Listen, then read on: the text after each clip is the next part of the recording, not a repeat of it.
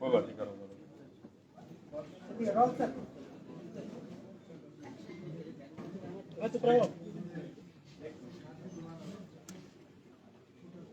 आज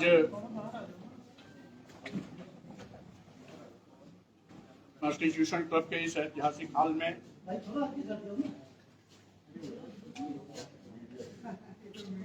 देश के सभी और राजनीतिक पार्टियां जो बाबा साहब डॉक्टर भीमराव अंबेडकर मानवर काशीराम जी के सामाजिक परिवर्तन आंदोलन पर संचालित की जा रही हैं, उन सभी राजनीतिक पार्टियों के राष्ट्रीय अध्यक्षगण महोदय को हम धन्यवाद देते हैं। इन्होंने भारतीय बहुजन अलायंस की घोषणा की जिम्मेदारी मुझ पर सौंपी है और साथ ही साथ आज भारतीय बहुजन अलायंस की आवश्यकता क्यों,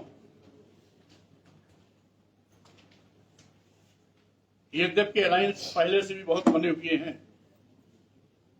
फिर भी भारतीय बहुजन अलायंस की आवश्यकता क्यों? इसलिए कि बाबा साहब डॉक्टर अंबेडकर ने इस देश के संविधान को प्रथम राष्ट्रपति डॉक्टर राजेंद्र प्रसाद जी को सौंपते हुए कहा था, यद्यपि राजनीतिक आजादी तो हमें मिल गई है,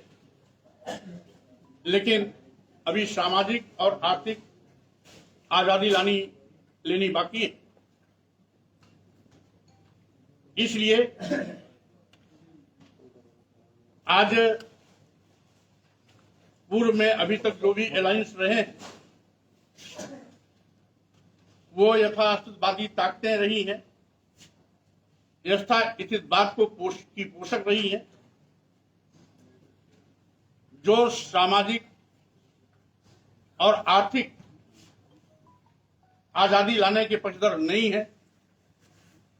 इसलिए देश के वो सभी राजनीतिक पार्टियां जो समतामूलक समाज बनाने की पक्षधर है, इस देश के सामाजिक परिवर्तन आंदोलन के महानायकों, मुख्यतः सामाजिक परिवर्तन के महानायक ज्योतिबा फुले जी, छत्रपति साहू जी महाराज, सावित्रीबाई फुले,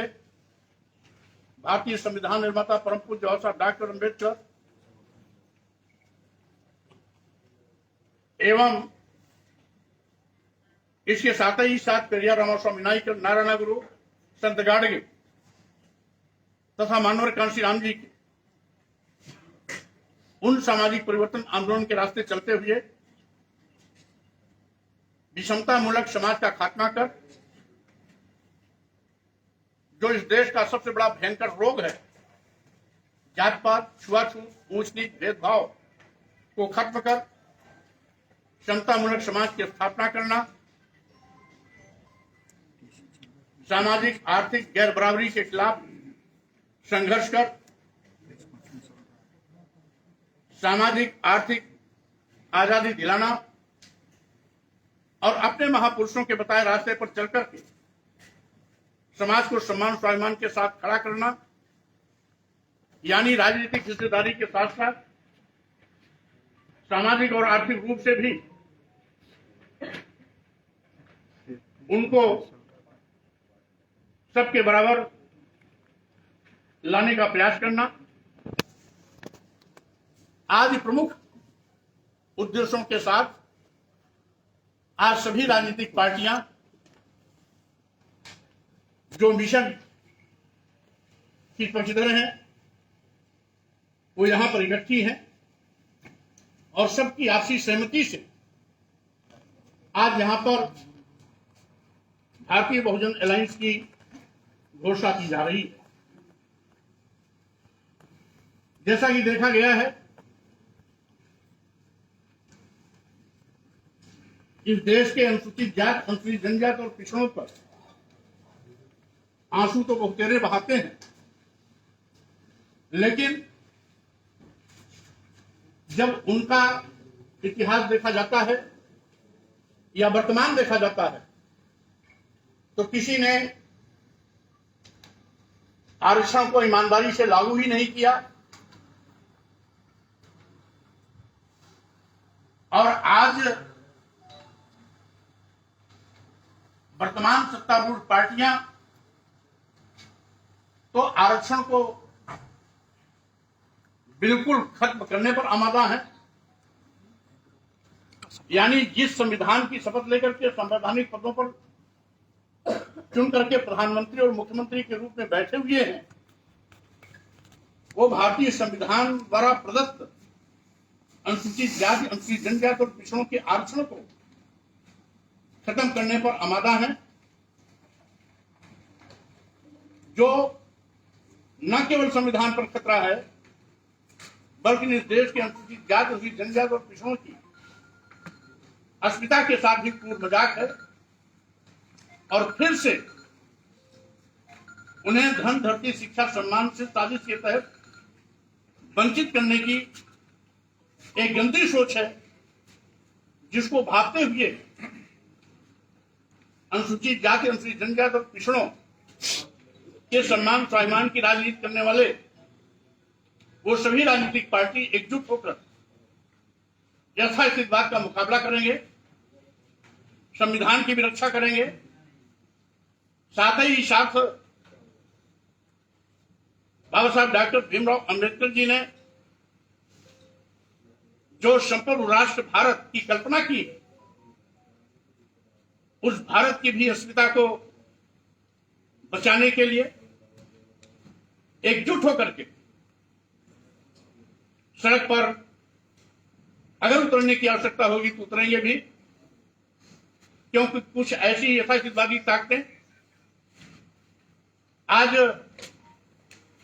संपूर्ण राष्ट्र भारत पर भी सवाल खड़ा करते हैं। जब वो हिंदू राष्ट्र की मांग करते हैं तो हिंदू राष्ट्र जानवर से बदतर जिंदगी जीने के लिए मजबूर करते हैं। कमोवेश परिस्थितियां आज पूरे देश और प्रदेश में ऐसी दिखाई पड़ रही हैं। बड़े पैमाने पर आज दलितों और पिछड़ों को मूली गाजर की तरह काटा जा रहा है, मारा जा रहा है, जलाया जा रहा है, कहीं पर उन पर पेशाब किया जा रहा है, कहीं मलमूत्र लेप करके उनको बेइज्जत किया जा रहा है, कहीं सिर मुड़ा करके उनको गांव में नंगा घुमाया जा रहा है। आज याद इस प्रकार से जो उनके साथ सतला व्यवहार किया जा रहा है, हम समझते हैं न केवल यह मानवता पर अभिशाप और कलंक है, बल्कि भारतीय संविधान की मंशा के विपरीत भी है। जब भारतीय संविधान इस बात को सूचित करती है कि संविधान की नजर में हम सब एक हैं,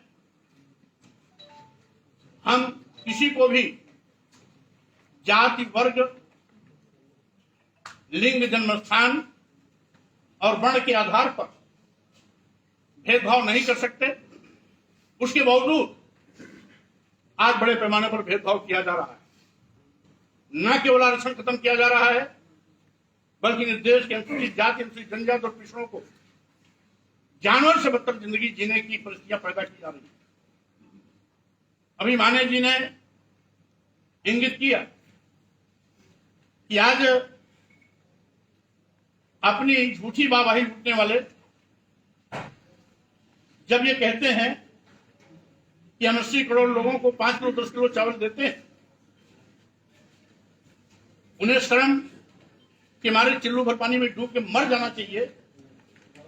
कि अगर इस देश में 80 करोड़ लोग की जिंदगी का मापदंड और मानक 5 किलो 10 किलो चावल है, तो स्वाभाविक रूप से हम विश्व गुरु बनने का सपना जो लोगों को दिखाते हैं, वो न केवल तथ्यहीन है, बल्कि सरासर लोगों की आंख में धूल झोंकने जैसा है। यानी 80 करोड़ लोग जिस देश में 5 किलो 10 किलो चावल पर अपनी जिंदगी बिताने के लिए मजबूर है, आप समझ लें कि आज ये देश कितना पिछड़ा हुआ है, जहां पर लोग अपने पैरों पर खड़े होकर के राष्ट्र को समुन्नत बनाने में अपनी भूमिका निभा सकते, वो केवल 5 किलो 10 किलो चावल पर लाइन लगाने के लिए मजबूर हैं। ये है हमारा वर्तमान गया गुजरा बदहाल भारत। ऐसे लोगों के चंगुल से इस भारत को मुक्त भी कराना है, आरक्षण को 100% लागू करा करके अनुसूचित जाति, अनुसूचित जनजाति और पिछड़ों के अधिकार को दिलाना भी है। भारतीय संविधान की मंशा के अनुरूप इस भारत को बनाने के लिए हम सबको एकजुट होकर काम भी करना है और साथ ही साथ सामाजिक आर्थिक आजादी भी लेना। राजनीतिक हिस्सेदारी तो मुख्य मकसद हमारा है ही, क्योंकि मानवर कांशीराम जी कहते थे कि सत्ता वो चाबी है जिसके माध्यम से सभी प्रकार के दरवाजे खोले जा सकते हैं। अगर सामाजिक आर्थिक आजादी लेनी है तो भी सत्ता के माध्यम से ही वो संभव है। इसीलिए आज भारतीय बहुजन अलायंस की आवश्यकता पड़ी है,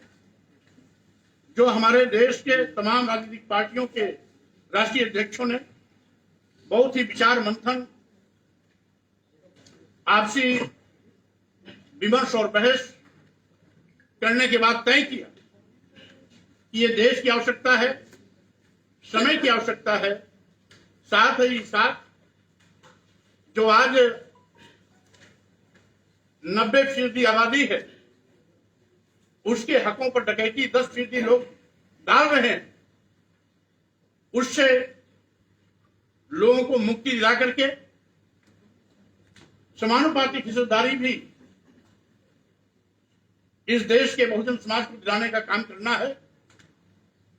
इसी नियत से भारतीय बहुजन अलायंस की घोषणा की जा रही है। आज देश हो या प्रदेश हो, तमाम ऐसे छद्मवेशी लोग भी हैं जो दलितों और पिछड़ों की दुहाई तो देंगे, लेकिन मौका आने पर उनका गला काटने से भी बात नहीं आते, यानी आरक्षण खत्म करने से भी उनको संकोच नहीं लगता। विशेष रूप से डबल इंजन की सरकार जब से बनी है, अनुसूचित जाति, अनुसूचित जनजाति और पिछड़ों का जो भारतीय संविधान द्वारा प्रदत्त आरक्षण, उसे पूरी तरीके से खत्म किया जा रहा है। निकाले गए सभी सरकारी विज्ञापन इसके प्रमाण। इसी के साथ ही साथ कोई प्रमोशन में आरक्षण खत्म कर रहा है तो कोई आरक्षण को ही पूरी तरीके से खत्म करने पर वादा है, और कोई अघोषित रूप से आरक्षण के प्रावधानों को लागू न करने का पाप करके इनडायरेक्ट वे में वो भी अनुसूचित जाति, अनुसूचित जनजाति और पिछड़ों का हक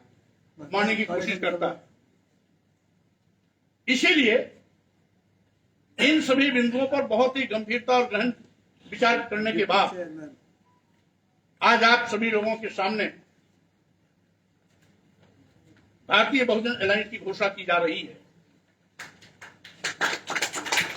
हम समझते हैं हम लोग संयुक्त रूप से मिलकर के आगे काम करेंगे और साथ ही साथ एक दूसरे के सहयोग से इस देश के अनुसूचित जाति, अनुसूचित जाति और पिछड़ों के न केवल सम्मान स्वाभिमान की रक्षा करेंगे, बल्कि संविधान की रक्षा करेंगे और यथार्थवादी ताकतों को धूल चटाने के लिए हम आगे मजबूत संघर्ष के साथ अपने इस अलायंस की उपस्थिति भी दर्ज कराएंगे। इन्हीं शब्दों के साथ में मैं सभी राजनीतिक पार्टी के राष्ट्रीय अध्यक्षों को पुनः धन्यवाद देता हूं और साथ ही साथ विश्वास और अपेक्षा भी करता हूं कि आज जो भारतीय बहुजन अलायंस की घोषणा की जा रही है, हम एक सूत्र में बंध करके संयुक्त रूप से बाबा साहब के सपनों को साकार करेंगे, मानव घनश्याम के सामाजिक परिवर्तन आंदोलन को आगे बढ़ाएंगे। इस देश के उन तमाम सामाजिक परिवर्तन के महानायकों को उनके विचारों पर चल करके समता मूलक समाज बना करके भारत राष्ट्र को सशक्त और मजबूत बनाने का काम करेंगे। बहुत बहुत धन्यवाद। जय हिंद, जय भारत।